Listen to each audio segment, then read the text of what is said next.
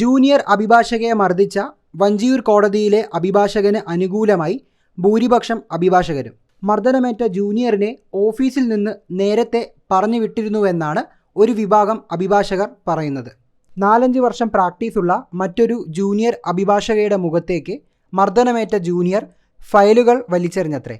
ഇതിൽ പ്രകോപിതനായാണ് ബെയ്ലിൻ ദാസ് യുവതിയെ മർദ്ദിച്ചത്.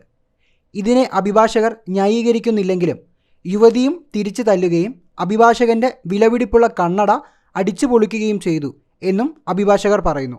സെൻസേഷൻ ഉണ്ടാക്കാൻ വേണ്ടി വാർത്തകൾ പെരുപ്പിച്ച് കാണിക്കുകയും ഇരയെ വേട്ടക്കാരനും വേട്ടക്കാരനെ ഇരയുമാക്കുകയാണ് മാധ്യമങ്ങൾ ചെയ്യുന്നതെന്ന് അവർ ആരോപിക്കുന്നു. അഭിഭാഷക വൃത്തിയിൽ ഏതൊരു ജൂനിയറിനും താൻ പ്രവർത്തിക്കുന്ന ഓഫീസ് വിട്ടുപോകാൻ അവകാശമുണ്ട്.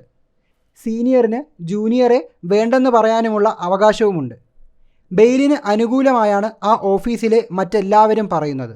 ബെയ്ലിൻ ദാസിൻ്റെ അഭിപ്രായം കേൾക്കാതെയാണ് മാധ്യമങ്ങൾ തീർപ്പ് കൽപ്പിക്കുന്നതെന്നും അഭിഭാഷകർ ആരോപിക്കുന്നു. കേവലം 11 വർഷത്തെ പ്രാക്ടീസ് കൊണ്ട് മികച്ച അഭിഭാഷകനായി മാറിയ ആളാണ് ബെയ്ലിൻ ദാസ് എന്നും ജൂനിയർമാർക്കൊക്കെ ഇയാൾ നല്ല പ്രതിഫലം നൽകിയിരുന്നെന്നും അഭിഭാഷകർ പറയുന്നു.